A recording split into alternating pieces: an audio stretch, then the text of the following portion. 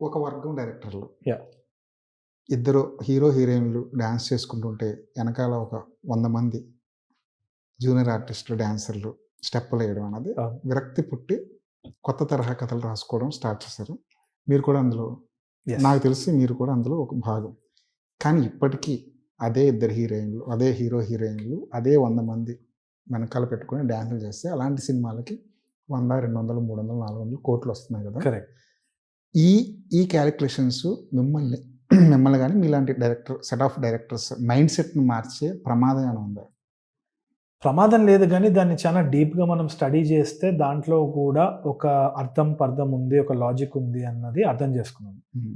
ఒకటేంది అంటే ఇనీషియల్‌గా నేను వచ్చినప్పుడు నాకు ఇట్లాంటి సినిమాలు చూసినప్పుడు చాలా చిరాకేసేది. I used to say that this is all lazy film making.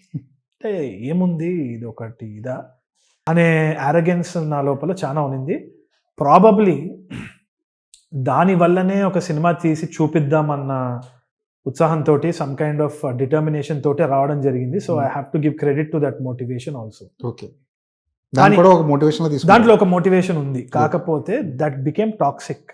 ఎందుకు అంటే నేను ఎందుకు ఆడుతున్నాయి? ఏం ఆడుతుంది? ఎందుకు ఇది అసలు ఇది ఇంత డెప్త్‌లో మనం ఒక రియలిస్టిక్‌గా ఇది చేద్దాం అనుకున్న దాంట్లో ఇదెందుకు చూస్తలేరు? దీనికి ఎందుకు నంబర్స్ పెరుగుతలేవు? అన్న ఒక ఐడియా వచ్చినప్పుడు recently I decided to roll my sleeves and sit down and watch the films and try to understand and analyse ఎందుకు అవుతుంది అనుకొని చూస్తున్నప్పుడు ఏమర్థమైంది అంటే యావరేజ్ థియేటర్ గోయింగ్ ఆడియన్స్ ఎవరైతే they contribute to hundreds of crores or thousands of crores of revenue, వాళ్ళ salary is around 17,500 per month. So statistically speaking. Okay. So approximately ఇప్పుడు మనం ఒక సిమ్యులేషన్ చేసుకుంటే 17,500 per month ఒక middle aged man he's earning the only bread winner for his family అనుకుందాం. వాడికి ఈఎంఐలు రావు, మ్యాక్సిమం ఒక క్రెడిట్ కార్డ్ వస్తుంది, దాన్ని గీకి దానిలో బాధపడుతూ ఉంటాడు. ఆ క్రెడిట్ కార్డ్ అవైలబిలిటీ ఉంటుందో లేదో 17,000కి నాకు తెలియదు. Forget about all of that. Let us go through his daily life. వాడు పొద్దున్న నుంచి సాయంత్రం వరకు వాడిని తన్నేటోడు 10 మంది ఉంటారు. వాడిని అరే ఇజ్జేరా ఇజ్జే వాడిని most he's the last start of society. అసలు వాడు ఇన్విజిబుల్ అనమాట. ఇప్పుడు లెట్స్ సే దట్ మనం ఇప్పుడు we are driving, somebody is driving, వాడు ఉన్నాడన్న విషయం మర్చిపోయి మనం ఫోన్లో ఏదో మాట్లాడుతూ ఉంటాం. వాడు అసలు బతుకున్నాడా లేదా అన్న ఇది కూడా ఉండదు, ఇన్విజిబుల్. వాడికి ఒక కైండ్ ఆఫ్ రిబెలియన్ వస్తుంది and he seeks satisfaction through violence.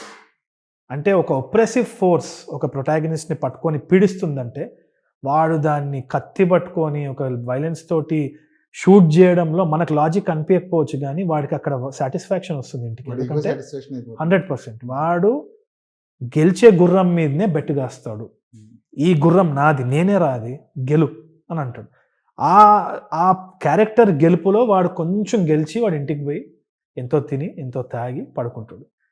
So if you are trying to put a bandaid on that strata of society where economics and society has failed, that is cinema power కదా. So దాన్ని నేను ఒక elitist ఫామ్లో అది తప్పు cinema, నాది correct cinema అనడంలో నా తప్పు అని నాకు అర్థమైంది first. So that is the maturity that I got after so long to respect films that are working well. Because I always had this debate friends దగ్గర కూర్చొని 200 కోట్లు అయితేంది, 300 కోట్లు అయితేంది, అది డబ్బులతో సమానం కాదు. అది బేసిక్లీ ఫుట్ఫాల్స్ ఎందుకు అవుతున్నాయి అన్న దానికి ఒక రీజనింగ్ ఉంది. It's the psychology of the majority of our audience. వాళ్ళల్లో మార్పు మనం తెచ్చే మీడియం ఏం కాదు, వాళ్ళని హీల్ చేస్తే చాలు. So these film makers and that cinema is also very important అన్నది నేను మనస్ఫూర్తిగా ఒప్పుకున్నా. సో మరి మొత్తానికి తరుణ్ భాస్కర్ ఈ 17,500 జీతగాడి కోసం ఎప్పుడు సినిమా తీస్తారు? ఐ థింక్ ఈ నగరానికి ఏమైంది రిపీట్ తర్వాత నెక్స్ట్ తీయబోయే సినిమా అదే. వాళ్ళు ఆ సినిమాను ఒప్పుకుంటారో లేదో, నా శాలరీ కూడా 15,000 అవుతుందో లేదో ఆ ఫ్రైడే రోజు డిసైడ్ అవుతానంటే అది.